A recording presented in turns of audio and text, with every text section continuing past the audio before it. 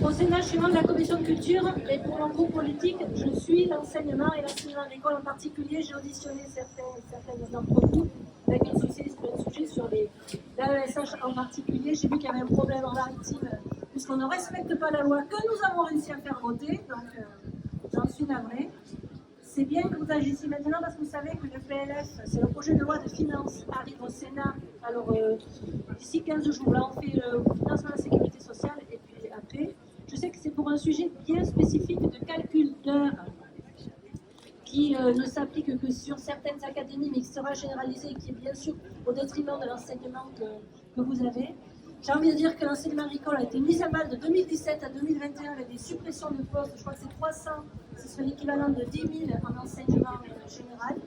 Et pourtant, quand on est dans le monde agricole, on sait qu'on est à un tournant, parce que c'est la moitié des agriculteurs qui vont partir à la retraite d'ici une dizaine d'années, et que ça va se former dans vos établissements, que c'est vous qui êtes à la manœuvre. Donc on a besoin de vous accompagner et de vous donner les moyens de réussir à la fois ce renouvellement de génération, mais aussi la transition écologique que le monde agricole doit faire et qui est compliqué à faire quand même malgré tout. Voilà.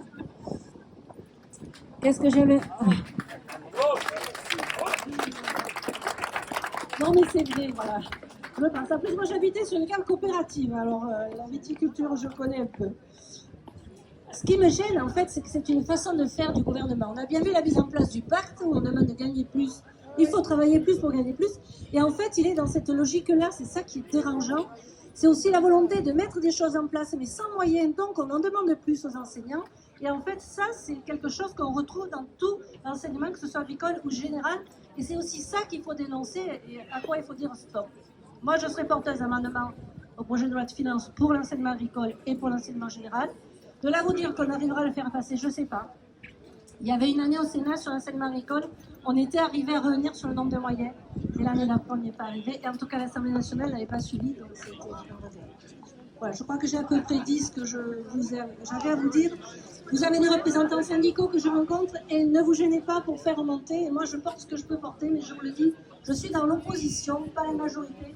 Donc, c'est dur de trouver justement une majorité de voix qui vote pour ce que l'on propose. Mais je dis toujours, quand on croit quelque chose, on le porte.